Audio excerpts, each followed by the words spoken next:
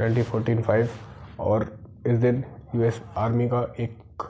Plane निकलता है जिसका नाम होता है F-19 और इस F-19 प्लेन को जो लीड कर रहे होते हैं उनका नाम होता है चार्ल्स। तो F-19 जो प्लेन है वो एक फाइटर प्लेन होता है और उसको अपनी जो एक्सरसाइज की प्रैक्टिस है वो करने जानी होती है। तो वो शाम को निकलता है और उसको अपने कुछ बम की वो जो बॉम्ब्स होते हैं वो वहाँ पे समुद्र में डिप्लॉय करके ये देखना होता है कि वो ठीक से काम कर रहा है या नहीं कर रहे। और इसके साथ कुछ और भी प्लेन्स निकलते हैं और इस पूरी टीम को लीड कर रहे होते हैं चार्ल्स। अब ये कुछ देर तक तो ये प्लेन्स काफ़ी अच्छे से उड़ते हैं और उसके बाद ये वहाँ से सिग्नल भेजते हैं कि अभी हमें यहाँ पे कुछ दिखाई नहीं दे रहा और यहाँ पे बहुत सारी जो आसमान है वो अलग तरीके से रिएक्ट कर रहा है और हमें ऐसा लग रहा है कि आसमान यहाँ पे फट चुका है और एक बहुत अजीब सी लाइट हमें दिखाई दे रही है। और इसके बाद वो जो प्लेन्स हैं वो वहाँ पे डिसअपीयर हो जाते हैं और टिल डेट अभी तक हमें नहीं पता कि वो प्लेन्स कहाँ पे हैं। बर्मुडा ट्रायंगल के बारे में, तो बर्मुडा ट्रायंगल जो है वो एक ट्रायंगल के शेप में है जो कि आपका नॉर्थ अटलांटिक ओशन के में पड़ता है और ये आपका फ्लोरिडा से स्टार्ट होता है। इसके बाद इसका जो फ्लोरिडा से इसका एक हिस्सा है वो फ्लोरिडा से स्टार्ट होता है, दूसरा हिस्सा इसका पुर्टो तक जाता है और तीसरा हिस्सा इसका बर्मुडा तक जाता है। तो ये ऐसे करके ट्रायंगल के फॉर्म में शेप होता है। और इसके अलावा काफ़ी मिस्ट्री, कितनी सारी मूवीज़ इसी ट्रायंगल के ऊपर बनी है कि यहाँ पे किसी एलियंस का कुछ है या फिर यहाँ पे कुछ ऐसी शक्तियाँ हैं जिससे ये चीज़ें यहाँ से डिसअपीयर हो जाती हैं। इसके अलावा अगर आपको ये भी स्टोरी आपको हॉरिबल नहीं लग रही है तो आपको एक और स्टोरी बताता हूँ मैं जो आपको बहुत हॉरिबल लगेगी। ये स्टोरी 1888 की है। इंग्लैंड की एक शेप होती है जिसका नाम होता है ऑस्टिन और ये शेप आपकी वहाँ से इंग्लैंड से निकलती है यूएसए के लिए। तो ये शेप जब वहाँ से निकलती है तो ये लोग एक रूट चूज़ करते हैं जो कि फ्लोरिडा होके यूएसए जा रहा होता है और जब ये लोग बर्मुडा ट्रायंगल के आसपास पहुँचते हैं तो उन्हें एक और शेप दिखती है वहाँ पे और जब इस शेप के पास जाते हैं आसपास तो उन्हें दिखता है कि उस शेप पे कुछ है, कोई है नहीं। तो इन्हें लगता है कि कुछ हुआ होगा, लेकिन जब इस शेप के अंदर जाते हैं तो इन्हें पता लगता है कि वहाँ पे कोई भी इंसान नहीं है, लेकिन जो भी चीज़ है वो ऐसी की ऐसी रखी हुई है। तो इससे एक बात इन्हें ये पता लगती है कि यहाँ पे कोई भी चोरी का कोई भी चीज़ें नहीं होने लग रही है। अब ये कुछ भी इन्हें समझ नहीं आता, तो ये शेप अपने साथ लेके चलने का ट्राई करते हैं कि ये शेप हम अपने साथ लेके चलते हैं इसको। तो ये उस शेप को अपने साथ कनेक्ट करते हैं और वहाँ से चलने का ट्राई करते हैं। उसके बाद जब भी चल रहे होते हैं तो एक दिन तक तो कुछ नहीं होता, उसके बाद फिर से तूफ़ान आता है समंदर में और वो जो शेप जिसको टो करके ये लोग ला रहे होते हैं वो वहाँ पे डिसअपीयर हो जाती है। और जब वो तूफ़ान वहाँ पे ख़त्म होता है तो उस वाली शिप में फिर से कोई भी इंसान नहीं होता। जो इंसान इन लोगों ने अपनी शिप में से वहाँ पे भेजे होते हैं वो भी वहाँ पे दिखाई नहीं देते और उस वाली शिप का जो भी सामान है वो एज इट वहीं रखा होता है जैसे कि पहले रखा हुआ था। तो इस चीज़ से ये लोग बहुत ज़्यादा डर जाते हैं और ये लोग उस शिप को वहीं छोड़ के और वहाँ से वापस आ जाते हैं। इसके अलावा क्रिस्टोफर कोलंबस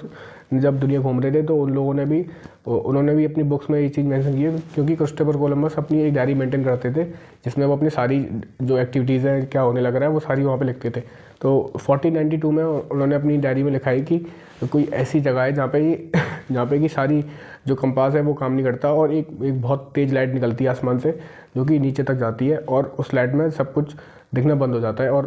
बहुत तेज़ बारिश वहाँ पे होने लगती है। तो ये सारी स्टोरीज हैं बर्मुडा ट्रायंगल के बारे में। और अगर आप यूट्यूब पे देखेंगे, कहीं भी देखेंगे, तो आपको शायद ही कोई इसके अलावा कोई और टॉपिक मिलेगा जिस पे इतनी सारी वीडियो, इतने सारे मूवीज़, इतनी सारी बुक्स पब्लिश की गई हैं इसको ग्लोरीफाई करने के लिए। ये तो रही एक मिथ वाली बात। अब हम बात करते हैं कि एक्चुअल में रीज़न क्या है जिसकी वजह से वहाँ पर ये सारी चीज़ें होने लग रही हैं। तो जब हम लोग कंपास में जब देखते हैं तो कंपास में दो चीज़ें होती हैं, एक तो एग्जैक्ट नॉर्थ पोल और एक मैग्नेटिक नॉर्थ पोल। तो जब हम कंपास को ऐसे करके देखते हैं तो उन दोनों में डिफरेंस पता लगता है कि ये एक्चुअल नॉर्थ पोल है और ये मैग्नेटिक नॉर्थ पोल है। लेकिन पृथ्वी पे कुछ ऐसी जगह है जहाँ पे एक्चुअल नॉर्थ पोल और मैग्नेटिक नॉर्थ पोल में कोई भी डिफरेंस दिखाई नहीं देता है और इसकी वजह से जो कंपास है वो जिस चीज़ पे काम करता है वो कोलैप्स कर जाती है। और उसमें से बर्मुडा ट्रायंगल एक ऐसी जगह है जहाँ पे वो जिसकी एक्चुअल नॉर्थ पोल और आपका मैग्नेटिक नॉर्थ पोल दोनों एक ही सेम जगह पे जाके मिलते हैं, क्योंकि वो पृथ्वी का नॉर्थ वेस्ट पॉइंट माना जाता है कि ये सबसे सेंटर वाला पॉइंट है। तो आप ये वाली इमेज में आप चेक कर सकते हैं कि इन दोनों में क्या डिफरेंस होता है एक्चुअल नॉर्थ पोल में और मैग्नेटिक नॉर्थ पोल में। इसकी वजह से जो कैंपस है वो वहाँ पे अपना काम करना बंद कर देते हैं और लोगों को लगता है कि यहाँ पे कुछ ऐसी घटना है जिसकी वजह से ठीक नहीं है। लोगों ने बहुत सारी मिथिक वाली स्टोरी बना रखी है कि यहाँ पे एलियंस रहते हैं या फिर यहाँ पे कुछ नीचे समंदर के अंदर कुछ ऐसी चीज़ें वो वगैरह वगैरह। अगर आप यूट्यूब पर डालेंगे तो आपको इसमें ढेरों वीडियो मिल जाएंगी इस चीज़ को जस्टिफाई करने के लिए। तो और इसके अलावा ये जितनी भी जो घटनाएं हैं या फिर जो भी चीज़ है इन्हें जस्टिफाई करना बड़ा मुश्किल है, क्योंकि ये घटनाएं बहुत पुराने टाइम की हैं और इन्हें अगर एक्चुअल बेसिस पे अगर हम जस्टिफाई करेंगे कि ये चीज़ें क्यों हुई हैं तो वो नहीं कर सकते, क्योंकि हमें एक तो हमारे पास प्रॉपर इन्फॉर्मेशन नहीं है और हम उन चीज़ों को जस्टिफाई कैसे करेंगे बिना इन्फॉर्मेशन के। लेकिन फिर भी कुछ चीज़ें हैं जिससे आपको समझ आएगा, जैसे कि आपका ये जो शिप था आपका जो इंग्लैंड से निकला था 1882 में, तो उसके बारे में बताया जाता है कि इन लोगों ने अपना जो